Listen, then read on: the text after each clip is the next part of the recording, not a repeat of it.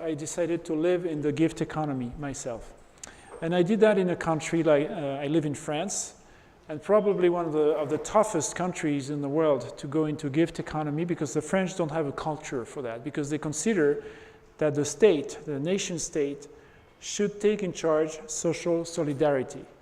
Even if you go to a restaurant, you don't give a tip because you already have 15% embedded in the price. So the tip already got given to the waiters, the service. So the French don't know much about social solidarity. They don't go into situations where they have to evaluate by themselves what and how much, if we speak about money, of course, how much they have to give. And I work a lot with global companies, and those global companies, you know, they have some CEOs, and those global companies ask real questions about how could we evolve and how our organization can evolve. And they call me to explore that and to support them and to go into long-term strategies with those global companies. But then I tell them, okay, we'll do it, but we'll do it in the gift economy thing. What? They don't really know about gift economy. And I've done that for the past 5 years and a half now. And the first 2 years really, I really started struggling, mostly because I didn't have a language for gift economy. We have 500 words to talk about the market economy, but we have less than 10 words to talk about the gift economy. Because we talk about, you know, kind of nice words, you know, like gift and become kind to one another. But actually, as a social system, a gift economy has much more potential and much more complexity than market economy. And let me explain why and why I went there, and also open the conversation for Auroville here. When we operate in small settings, like the jazz band, a sports team, or with friends, or in a family, any small community, we don't need a currency. And therefore, we don't need money because we naturally operate in the gift economy. That means I give what I can give if someone asks me, and I ask for things, and I may receive them if someone can give them or if the community can give that to me, okay? So we just give and receive, but it doesn't have to play in a reciprocal way. Whereas in market economy, I'll give you something only if you have something reciprocal to give me. Either through barter, like I give you 1 kilo of potato, but you have to give me 1 kilo of carrots, okay? Or you have to give me back 2 euros or something like that, okay? So market economy works for what we call it reciprocal economy or symmetrical economy, whereas gift economy, we call it asymmetrical economy. I give something, I help you, my neighbor, to fix your roof, and I know that will save you time to take care of the kids at school, and so on and so on. And other things will come back to me in a different time, and a different content, structure, and so on, okay? So as a social system, a gift economy has much more complexity because it goes from one person to one person to one person and so on, and then it comes back. You give and you receive in a much more complex way. But we could only do that with small communities because of the complexity of that. When we go into a big community, that big community needs to go into pyramidal structure, and then we'll put money and the market symmetrical economy. It simplifies the flow very much, but it puts a very strong barrier that we call the condition of reciprocity. I won't give you this if you don't have something in return. So then it strongly limits the flows. If the person in front of me doesn't have the money or some form of wealth to give in return to solve the thing, to resolve the exchange, then the exchange, the flow won't happen. Whereas in the gift economy, it will very likely happen because I know it can go somewhere, somewhere, somewhere, and something else in another time from another person will come back to me, okay? So we know gift economies naturally. We actually practice more the gift economy than the market economy. But we do it all the day, and so we don't realize. We do it unconsciously, okay?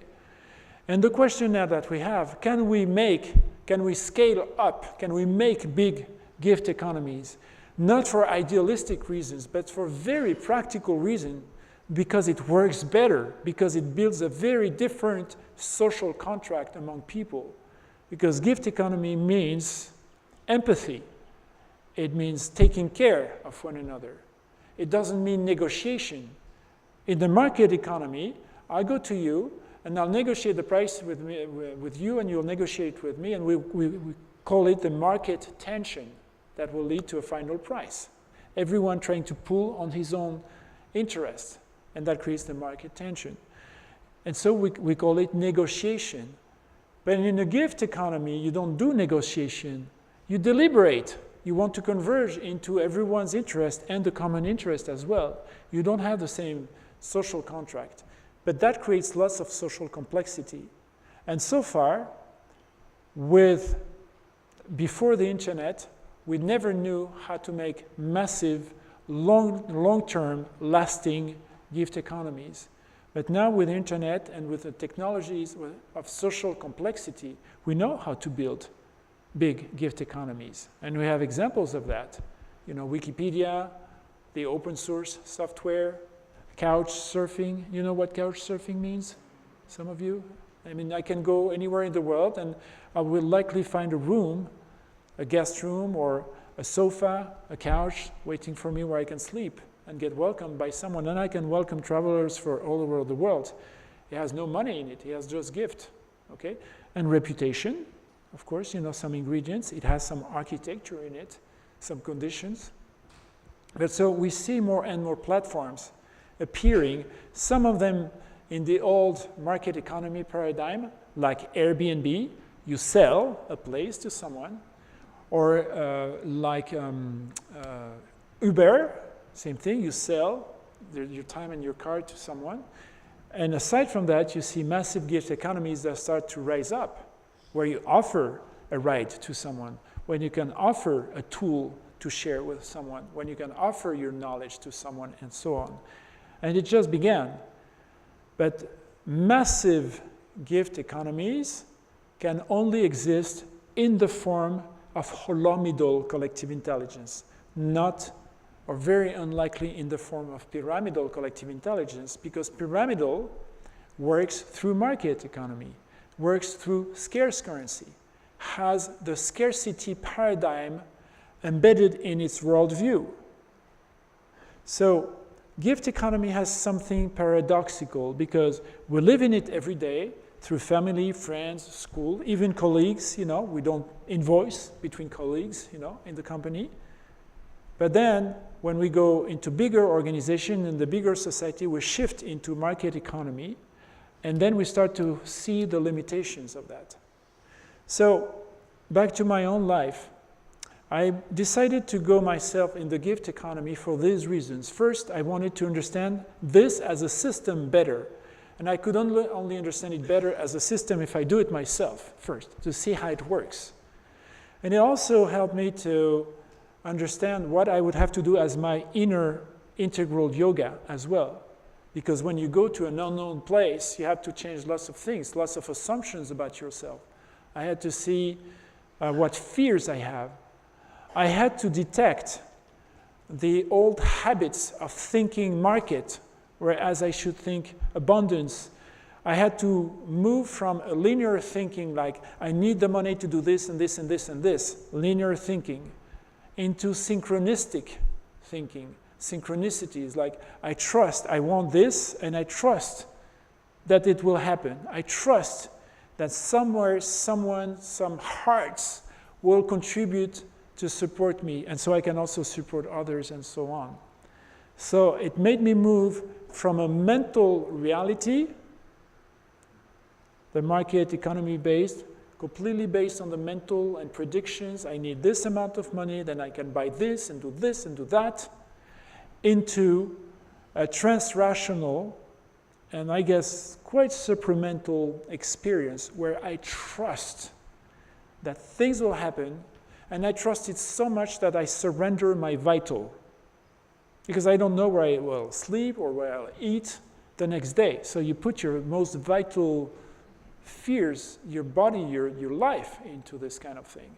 And especially if you do it in a country that doesn't know about those things, that can trigger even more fears. And I had to face all these fears, but it worked. So it shows that shifting from one architecture, the architecture of conventional money, a linear thinking, into gift economy, not just had consequences, I would say, through wealth, but it has even deeper consequences in my inner psychology, in my inner structure, in my inner profound being. And what I shared with you as examples, remember, the breathing, the E prime, moving in the gift economy, all these things, I did not do them because of social activism or social idealism. I did them because I saw that shifting this architecture may very likely take me into a new place for consciousness. And as a researcher, then I could observe the link between architecture and consciousness. Sometimes if we design the right conditions, then higher consciousness may emerge. If we don't design the right conditions, lower consciousness may emerge. Why did Aurovillian build the Matrimondier? That architecture serves exactly the purpose of enhancing higher consciousness. It doesn't mean I will have a higher consciousness if I go there, but it really offers conditions for that. Okay? So architecture has this power. What if we design in our meeting rooms in Auroville the right social codes that attract wisdom? What if people start to breathe before speaking? In some way or another, you know, you have many ways to include breathing in conversations. I came up with something called the 6 agreements that we practice in some meeting rooms, but we could do other things. You know, we know about talking stick, and the Quakers in the US have very efficient methods also for moderating and inviting wisdom as well, and speak from God, speak from inspiration, and all these things. So we have lots of techniques, but they all say the same thing. Build the right architecture, and something emergent may happen, and some higher consciousness may manifest. And we can do it through social design, through social codes, software design as well, put the right governance software, decision mechanism, share news, build augmented holoptical views of the collective, you know, those kinds of things. We can do it by designing new currency systems, and maybe currency systems that will not work anymore in market economies, but that will support gift economies. So you see, all these things, we can design them to build higher consciousness. And I think here I speak to the most profound part of the research, and the most, for me, according to me, the most fascinating part in my research, to see the miracle of sometimes, you know, taking a group of people from the corporate life. They had never done anything about personal development, no consciousness whatsoever about the world, and so on. And they try this simple architecture of breathing before speaking and inviting silence many times. And they do that for a couple of days. And those people who have never done any personal development, they see themselves having descending wisdom on them and starting to speak things they never thought they had. Discovering things about themselves and about reality and about the world they never thought they had, just because the architecture helped them to do so. It doesn't mean everyone will do that, but on a statistical level, it triggers that. So as Aurovillians and people committed to evolve individually, but we know how and spiritual traditions have given us a lot and lots of tools to evolve individually, but how can we also evolve the collectives that we build, either companies, organizations, or Auroville itself? We need to address those questions about invisible architecture. We want to redesign new social codes. We want to create software code. We want to redesign new currencies. We want to eat differently. because also food works exactly the same way. It has invisible architecture. It perpetuates a social order. We want to address the way culture operates in our physical body. And that we will work on that next Sunday. We will see, for instance, that the way we walk, just the way we walk, has a cultural construct in itself. We will see that the way we breathe, we don't breathe naturally. We breathe the way we got taught to breathe. And it has consequences on the way we think, on the kind of consciousness we build inside ourselves. So, as people committed to evolution, how far do you want yourself to go in hacking yourself? In hacking yourself. That means take the things that don't belong to you, language, culture, social code, food, software, technologies, money, and all these things, and hack these things so that when they come to you, but something different comes out of you. And here we talk about invisible architecture, and we talk about something that spiritual traditions have not addressed yet. Everything has to come in its own time. Spiritual traditions have not explored the Pareto effect. I know no spiritual tradition that have explored those kinds of things and how it operates at a collective level. Spiritual traditions have not done neurolinguistics that show how certain semantic structure will affect our brain and will build new kind of neuronal connections. They had insights, but they never addressed the consequences at a collective level. So we have something very new and a fantastic opportunity for people in Auroville to integrate what spiritual traditions have built as so much wisdom and what Sri Aurobindo and the Mother have built. And they have sensed these things that I talk about. They've seen them, but not with the scientific data that now we have and that I share with you about those constructs and the way our brain works and all these things. So we have evidence now about those things. So you have the choice. Very simple choice. Next time you go with your family or your friends or your mates or when you go in a meeting room, do you want, as an example, to commit to breathe before speaking? And even try that for yourself, not impose that on other people. You can just do that by yourself and see what it creates. Just that, as an example, it's an evolutionary example. It's a go hack yourself kind of thing. So I'd like to now stop here. I kind of shared different examples, and I'd like now to have a much more interactive time together. If you have questions, if you have feedback, insights, disagreements, whatever. No disagreements, please. Yeah, disagreements too, if you want. Please feel free to raise your hand and let's engage. Yes? I have a question about this currency. Yes. What does the currency look like that supports the gift economy? Easy question. Okay. So let me first, and we'll go much deeper into that, by the way, on the 24th. Okay, so I'll just kind of make an overview. Maybe it may seem a little theoretical, but I don't want to go too far in this now. First, you have to make a leap, a paradigm shift with the word currency. The word currency means, in the new paradigm, something much broader than money. Usually we confuse money and currency. Money represents one kind of millions of different forms of currencies that we can design. And currencies represent current see the current, a language of flows. That means something that sees, that gives a scripture, and an updated scripture of flows between beings. For instance, in your body, you have many currencies, like your hormonal system.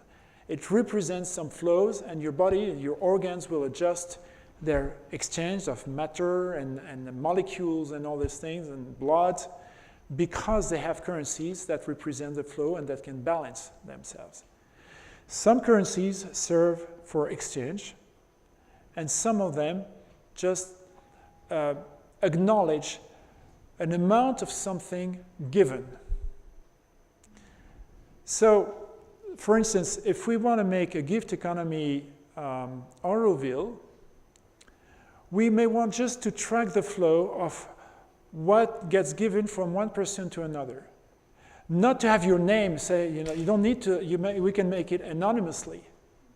But we may feel interested to know that lots of time went into building schools. Or maybe we have enough time now done for that. But not so much time got invested or involved to the forest, for instance. So then, if you have this kind of information of where to give or what received some gifts already, then you know where to give. And you can operate in a holoptical way. You see the whole because you see the state of the wealth of the system. You see where the flows go. You currents see. You see the currents, okay? So in the gift economy, you have material and immaterial wealth flowing. And if you can track those things, then the system can see itself and balance itself. You can make yourself informed decisions, just like you make informed decisions in a small community because you see what happens in the small community. You don't need currencies. You already have them in your brain, okay? But now we've built an infrastructure where we have those currencies that track where the carbon goes, where the water goes, where time goes, where gratitude goes, those kinds of things, where thanks go, And if we can see them, then as an informed player in the bigger game, you may know what to do and what not to do. The system may also inform you what you can ask for and what you can't ask for because we have to share with others or we don't have enough resources or things like that. Does that build a little bit on your question? Okay. And we'll go much deeper into that on the 24th. Yes. Doesn't work. Good. If we want to build a community between 3 people or more, we need a land to build this sorry, community. I can't hear you. Sorry. If we need to build a community between 3 people, we need a land to build this structure of this community. We need a what? A land. A land, sorry, yes, sorry. A piece of land, yes. And we need to talk about money before doing anything. And at what time do we start this no money thing? This what? This thing without any money, just without money? sharing.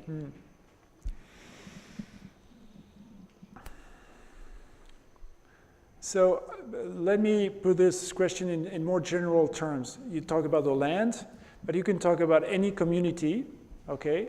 And that community that interacts with the current world will need to interact with conventional money, right? That goes inside and outside. But inside the community, you can build whatever kind of currencies that facilitate the flow between the members of this community.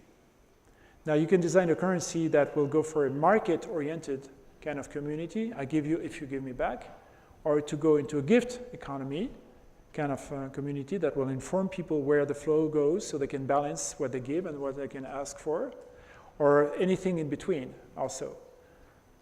I don't know if it builds on your question.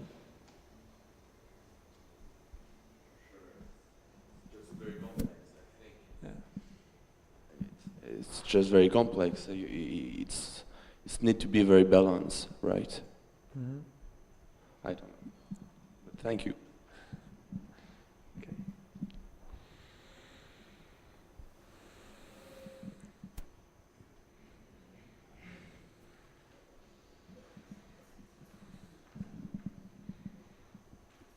As you said about your personal experience, how you live with gift economy, I have 2 questions. Whether have you ever come across that you give, but you don't get directly or from that person or that organization, and also that organization has a business and they try to do only business and they want to spend less, they make more, and in this kind of situation, how do you deal with it?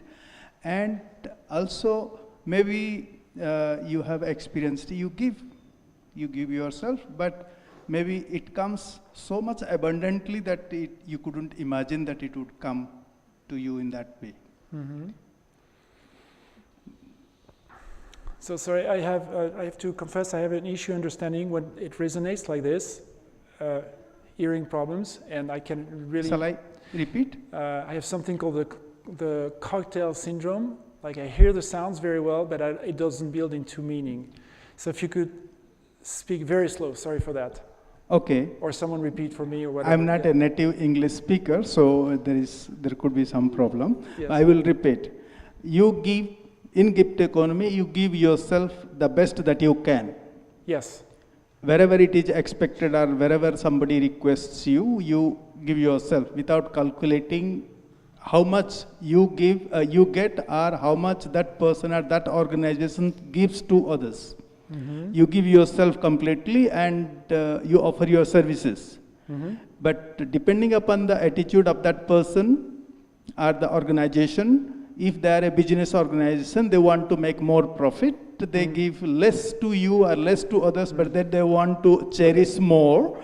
Have you come across, and what is your feedback about, comment on this?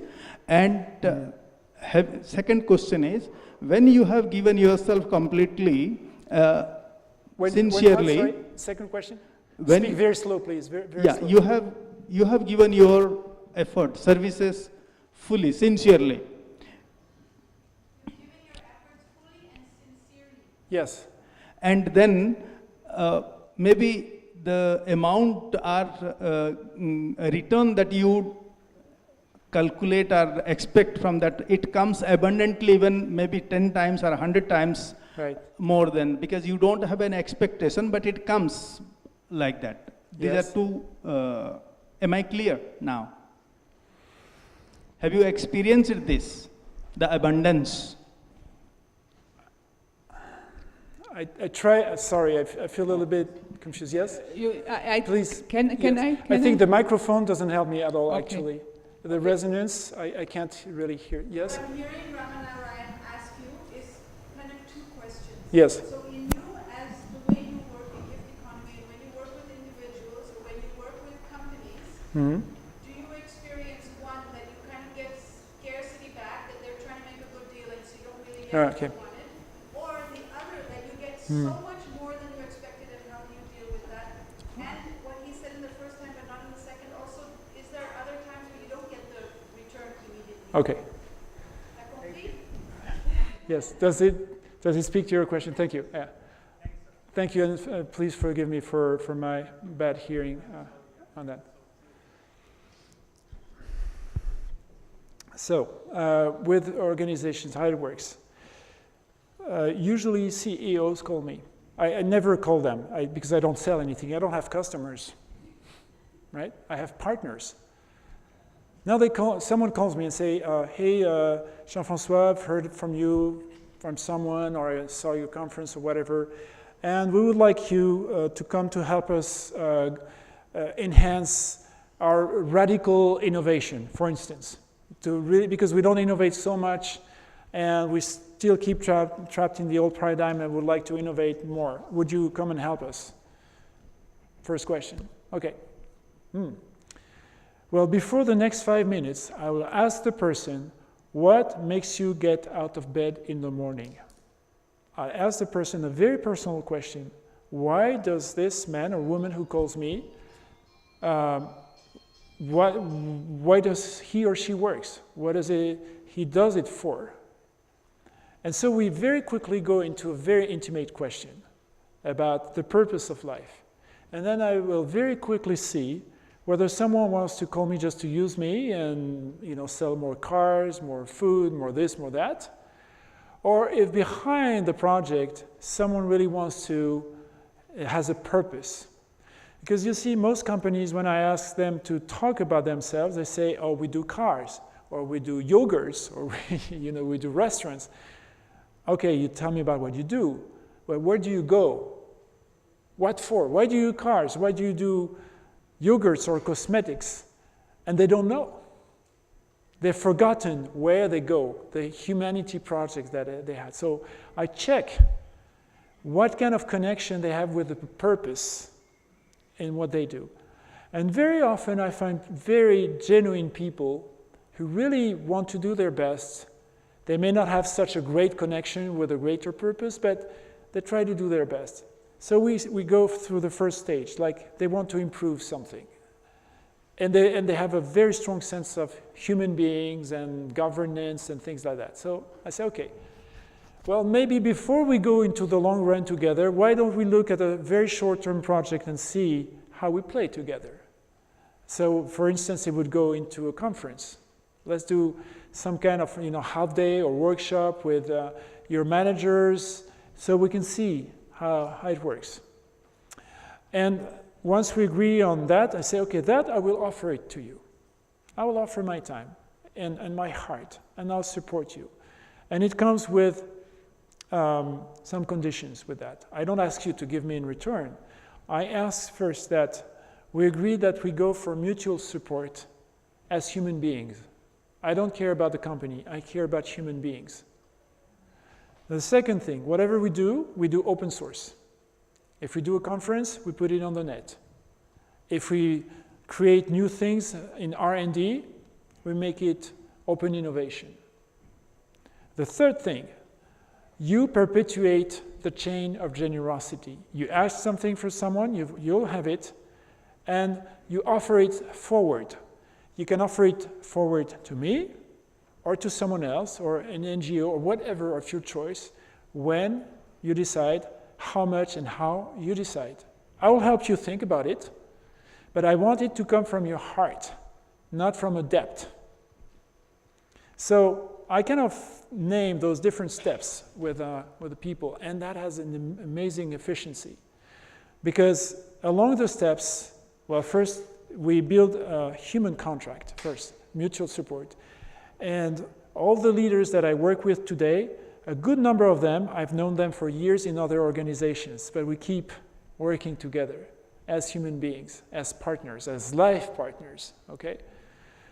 And we do only things that have a purpose for evolving human organizations. So now if we go into longer term, like radical innovation, we'll talk about those kind of innovation that embed some social innovation in them. Very interesting things like moving from pyramidal to holomidal with them. Create something out of the conventional pyramidal structure, create something aside, and let's go for this one and see how people will migrate from the old one to the new one. So we do this kind of things. Now, in regards to the material wealth, how does it work? So sometimes people say, okay, we want to give to this person or this project, and I say, good, go for it. And I feel really happy for that. In most cases, they say, hey, JF, we like what you do, and we would like to offer you something. What can we offer you? And I send them to a web page called Desired Riches. Desired Riches. And it says, okay, you can give me money, or you can help me pay for my apartment, or you can give money for the school of my son. I mean, just a list of things, and not just vital things, not just food to survive. Because one of the things I made myself clear with, I don't want to go in the gift economy to survive. Gift economy serves for thriving, not for surviving, for thriving, for giving each other more than in the market economy. More in depth and more in quantity and quality, both. So, and as a result, I find some persons becoming extremely generous because they see the bigger picture of that. So they just don't want to support me as a person like, JF's needs. And I don't have needs, I have desires, I make it very clear. But they see, okay, helping this thing, and taking the challenge that we can go generous makes them happy to go there. And then they learn that the more you give, and the more power you build inside yourself, because you learn how to trust. And we know that from people who don't have much money, and they invite you in their house and they give you a meal and everything they have, because they've learned how to trust. They know that. More than people who have big money. But some people like that learn this. But I have also other experiences as well. And mostly it happened at the beginning. Something that we call the noodle necklace. Noodle necklace. Just kind of private joke. As one of the first things I made for my mom for Mother's Day, I took some noodles and made an absolutely horrible kind of necklace to her. Really awful, just with noodles. But I got so proud of what I did. And I did my best for her. And I see some companies who give very little because of their entanglement in their scarcity model. Or like you've worked with this group of people, but then on the other side of the company, you have this accountant or this finance service, and they say, what? I mean, we don't do these things, and we don't want to know about these things. So, and we'll try to pay something as low as possible, and those things happen sometimes. I say, okay, no big deal. So it works on both, but I really see mostly I have now a collection of amazing experiences, because most of my time, the past 5 years, I didn't have a visibility, like a financial visibility, more than a week or two sometimes, like really living day by day. But everything that needed to happen happened. And so I really placed my vital being in the hands of synchronicity. Most people have, they're kind of vital, kind of safe, or they have the illusion of safety, like I have my salary and all these things. And then they experience synchronicity aside from that, important moments. But really put all your life into this makes a huge difference. And I have many stories about that. Yeah, my pleasure. Yes? Yeah. Do you have a wife and children? And what did that You mean, do I own them? That's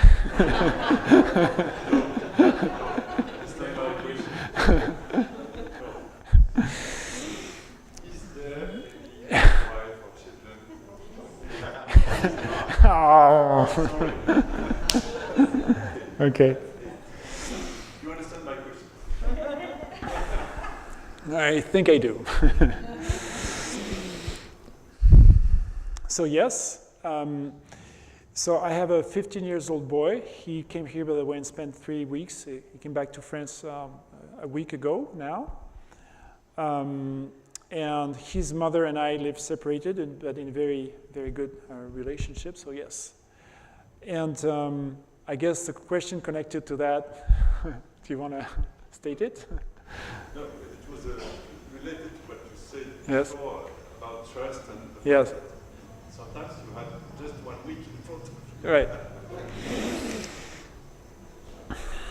So yes, the most challenging part comes from your children, of course. Whatever choice you make in life, you think about your children before yourself. I mean, making a decision for yourself feels easy compared to the ones that it will have an impact on your children.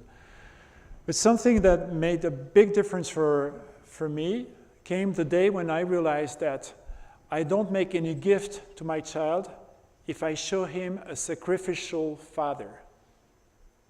If I show him a dad that goes for his being, then I invite him to go to his own being and not reproduce the utilitarian, sacrificial, parental thing for kids. You look how I screwed up my life for you. Oh, and by the way, you'll do the same for your kids, right? Does it ring a bell? Yeah? Okay. So I didn't want to go there. So I accepted that it could have many risks and it would impact him.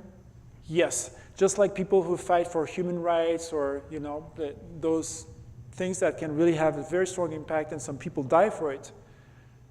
And it can create huge impact and even loss.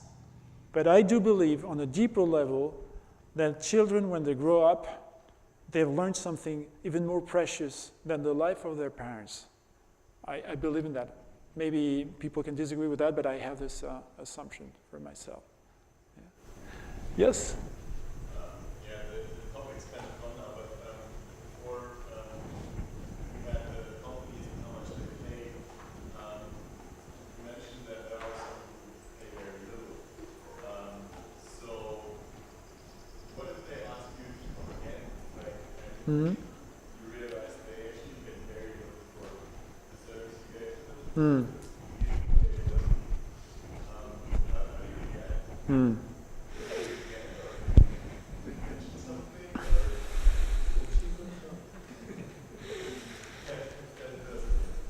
No, I said someone else. Okay. Okay, well, first, look, just observe the language you used, how conditioned you, because you used pay for a service. And they don't pay me for service whatsoever, you know, even if they give nothing, or, so I really make a point about the clarity of language that we need to build, and it took me quite some time. And part of the coaching that I give them, you know, when they say, hey, JF, how can we reward you or pay you? I say, no, you don't pay me. You may gift me with something if you want to do it to me.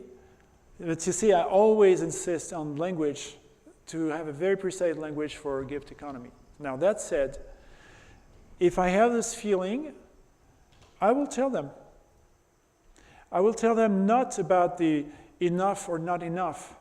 I will explore what kind of process did they go through in what they gave. And mostly, they can acknowledge that they went into a scarcity process, that they went into something unconscious, that they kind of negotiated something inside. And if they can recognize that, then we can see, okay, how can we do better next time? And you don't have to give to me. I really make that very straight. If you want, give to others. So I can keep the absolute guarantee that I don't do it for my just personal interest. I really invite them to decide what they want to do. Otherwise, I could not have an honest discourse with them. So in order to keep that level of honesty, they know that they can give to anyone else, and it happens, and I feel really happy when it happens. Or sometimes they do half-half or things like that. Yes. My pleasure. Yes? Did it ever happen that a company gave absolutely nothing? That the company Gave nothing. Nothing. Or to anything, but yes. Yes, it has happened. And I learned a lesson from that each time, because each time I knew it up front. When I look back, I knew it. And I did not integrate those weak signals, or I did not go with enough rigor about their process. And in most cases, it doesn't come from a bad individual. It comes from a collective process. And the unconscious flows in the collective. Again, we go into, you see the collective. You can have a sum of very nice person in front of you, and collectively, they won't deliver. Yeah. Right. Yes? I'm very interested in the fact that you said you don't apply the gift economy for basic needs, but you do for your society. So how do you survive?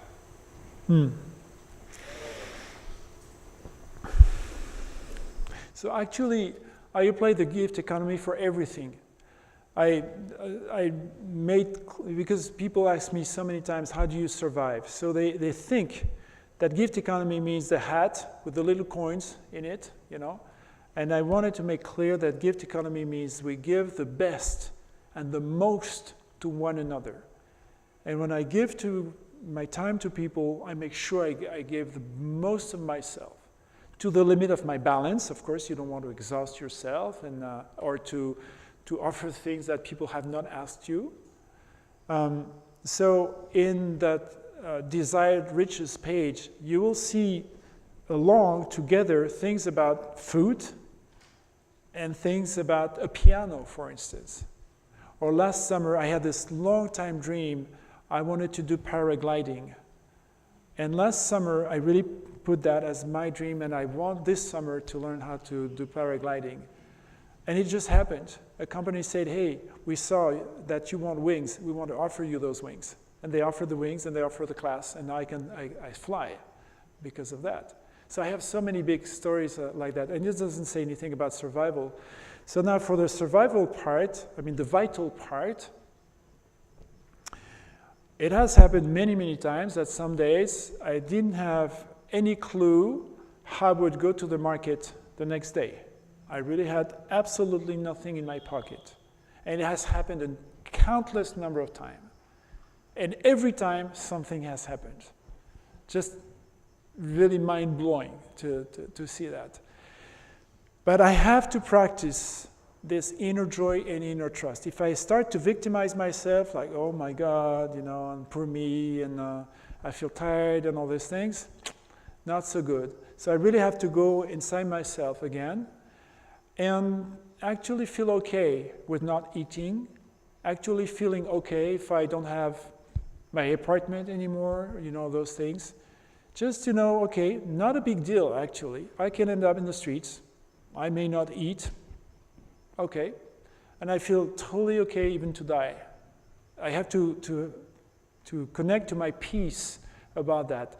And only because of this condition of having no fear to let go, then things happen. But if I operate from fear, and I start to put the need in the relationship, the neediness, and that will start slightly to create an imbalance of dependency of one person to another, rather than equanimity between two persons. So I have to really play very sharp here and become very vigilant about myself.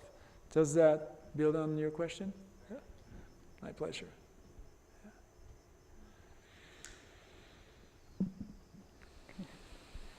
I guess we're coming to an end for today. Mm-hmm. Is it okay for you, Jean-François, for the rest of the group? So you can continue next Sunday. We start at 9 o'clock, and I would like to say we had yesterday from the council our first meeting where we went into the body. And it was so much fun with steps. So it created connection between us. We could see where our own blockages are. It was just, I found my inner child, and I hope we are taking this experience in our meetings. It really changed the dynamic between us, and it was so great. And the time went by so fast. So we were supposed to do it 2 hours. We ended up to do it 3 hours. And nobody was bored. So just come on Sunday and enjoy the continuation. Thanks a lot for being here. Thank you, Jean-François. My pleasure. And I invite you now to help to bring the chairs and cushions back. Yeah, before I think also we should have a minute of silence. Okay. One last thing about Sunday, come with clothes for moving. Okay? Yeah, yes. Come with comfortable clothes, yeah. Right. So 1 minute of silence, you drive it.